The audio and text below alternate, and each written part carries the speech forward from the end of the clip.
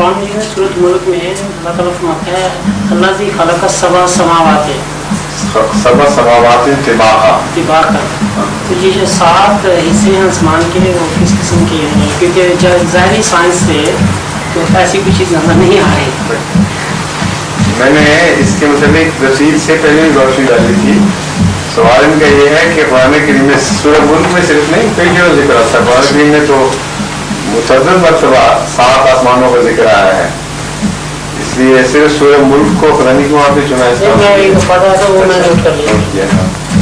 کہ 7 کا جو ذکر ہے اس کا ظاہری طور پر سائنس سے تو کوئی ثبوت نہیں ملتا کہ 7 آسمان ہوں.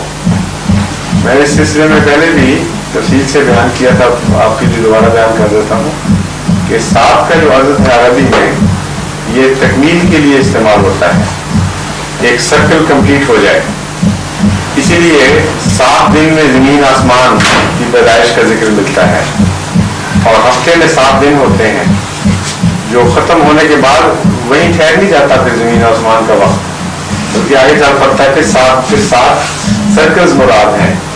تو 7 سورہ فاتحہ کی بھی 7 آیات ہیں, جس کا مطلب ہے تکمیل مضامین ہو گئی ہے اس میں.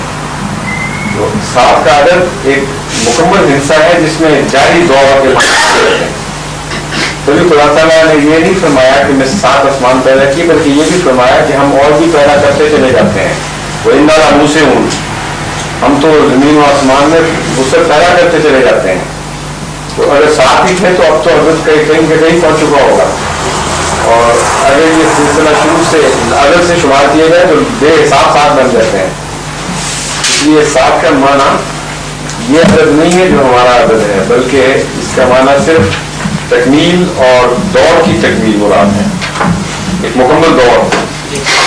جبھی 7,000 سال آدم کا ذکر آتا ہے, 7 کا لفظ ایک سے زائد جگہ پایا جاتا ہے.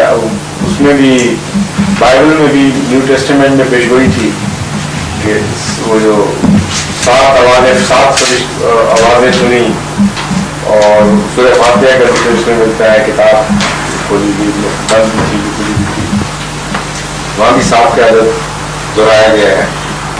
تو یہ ایک اصطلاح ہے مذہبی. سوال یہ ہے جی کہ میں نے وہ ایگزیکٹ عبارت مجھے یاد نہیں ہے, مسلم صاحب کی کتابوں میں ذکر ہے غالباً کہ بعض نبیوں کے بارے میں کچھ پہلے آسمان کا دیکھا, کچھ دوسروں کو دیکھا. یہ آسمان سے مراد تو ہم وہ ظاہری آسمان یہ لیتے ہی نہیں ہو نا.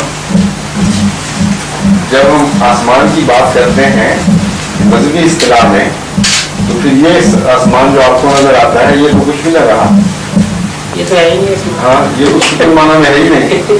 یہ تو قرآن کریم سے ثابت ہے. میں تفصیل سے پہلے جو بیان کر چکا ہوں اس بات میں میں دہراتا کہ یہ جس کو آپ آسمان سمجھ رہے ہیں, پردے نظر آتے تھے لوگوں کو, قرآن شریف تو فرماتا ہے کہ اس میں مخلوق بستی ہے تمہاری طرح, اور اللہ تعالیٰ بلا بھی دے گا مخلوق کو.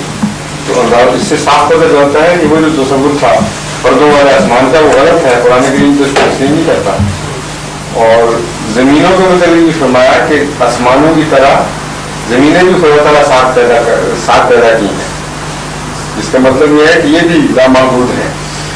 اس طرح آسمان لامحدود ہے, زمینوں کا سلسلہ بھی اس طرح اور سلسلہ جاری سلسلہ ہے. وہ آسمان تو باہر مراد نہیں ہے. آسمان کا ایک معنی ہے رفعت کا, سما. اسی لیے اسم لفظ جو ہے سمود اور اسم یہ دونوں کا مادہ مشترک ہے.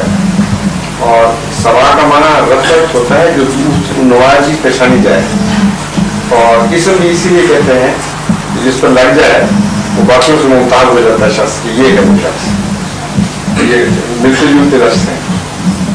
تو سما کا معنی وہاں بلندی کے معنی ہے صرف, اور روحانی رفعت مراد ہے.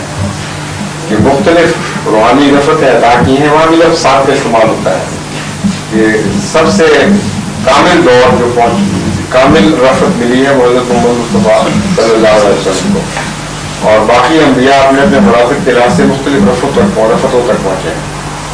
اور کوئی پہلے آسمان پہ ٹھہر گیا, کوئی دوسرے آسمان پہ, مراد یہ رہ گیا. اور کوئی بات